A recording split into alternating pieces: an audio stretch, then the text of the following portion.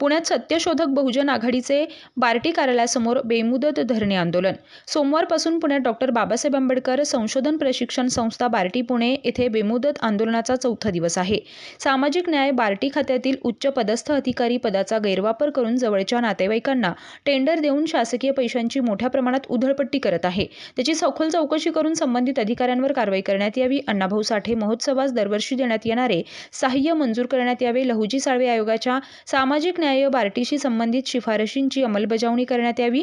बार्टीमधील होणारा भ्रष्टाचार बंद करण्यात यावा. बार्टीच्या योजनांचा लाभ सर्व अनुसूचित जातींना देण्यात यावा अशा आंदोलकांच्या मागण्या आहेत. आपल्या काय प्रमुख काय मागण्या आहेत? प्रमुख मागण्या आमच्या अशा आहेत की बार्टी संस्था अनुसूचित जातीच्या विद्यार्थ्यांसाठी, नागरिकांसाठी, त्यांच्या भविष्यासाठी रिसर्च करून त्यांची डेव्हलपमेंट कशी करता येईल या उद्देशाने सुरू केलेली संस्था आहे.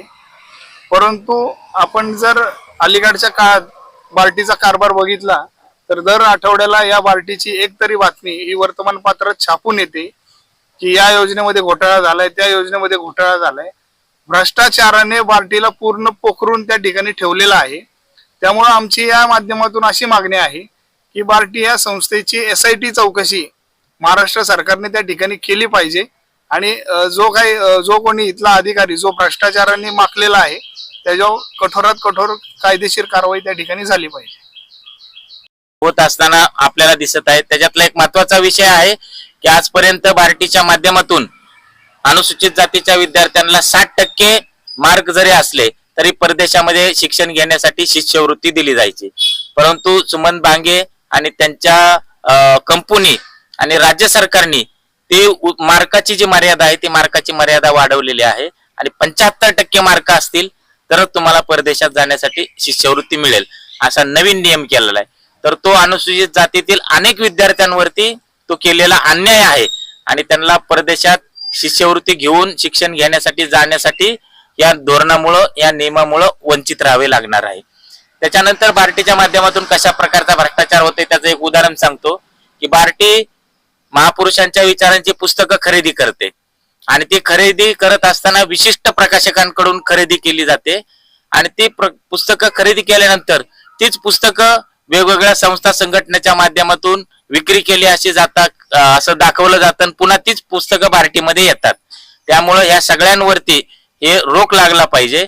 म्हणून मग आम्ही संघटनेच्या वतीने मागणी करत आहोत की बार्टी जी पुस्तकं वितरित करते 15% किमतीमध्ये ती अतिशय चांगली गोष्ट आहे. महापुरुषांचे विचार सर्वदूर पोचले पाहिजे, परंतु त्या पुस्तकावरती बार्टीचा शिक्का मारणं अनिवार्य केलं पाहिजे.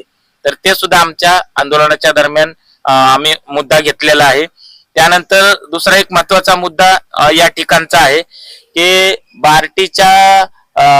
बार्टीच्या धर्तीवरती आपण पाहतो की ह्या सगळ्या संस्थांमध्ये बार्टी सर्वात जुनी संस्था आहे आणि बार्टीच्या धर्तीवरती आज आपण पाहतो की सारथीची निर्मिती झालेली आहे, अमृतची निर्मिती झालेली आहे, महाज्योतीची निर्मिती झालेली आहे आणि ह्या सगळ्यांची संस्थांची निर्मिती झालेली आहे.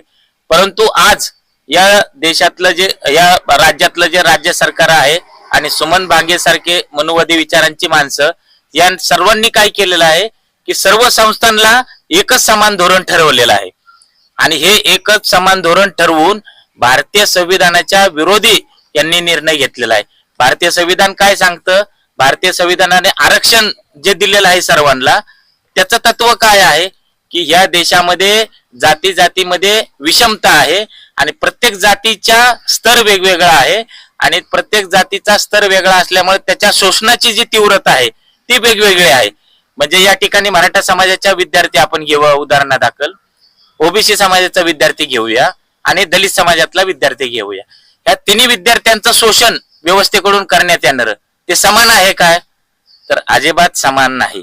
तर हे बाळबोध सरकारला समजलं पाहिजे की बाबांनो, भारतीय संविधानानं आरक्षणाची व्यवस्था कशासाठी केलेली आहे तर इथली जाती व्यवस्था आहे, ती जाती व्यवस्था दलित आदिवासींचं शोषण करत आलेली आहे आणि म्हणून ते जाती व्यवस्थेची उतरंड आहे आणि त्या उतरंडीनुसार या देशामध्ये शोषण होत आलेलं आहे.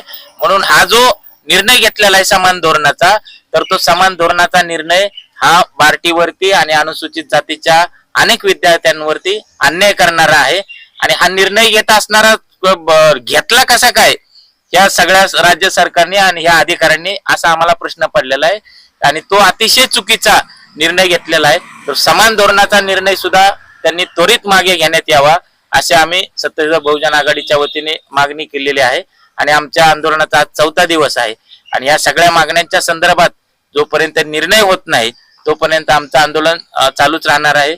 आणि आज आम्ही आंदोलनाची तीव्रता थोडी आमची बेमुदत धरणे आंदोलन आहे. जर सोमवारपर्यंत या सगळ्यांच्या संदर्भात निर्णय नाही झाला तर सोमवार नंतर आम्ही संघटनेच्या वतीने आमरण उपोषणाचा निर्णय घेणार.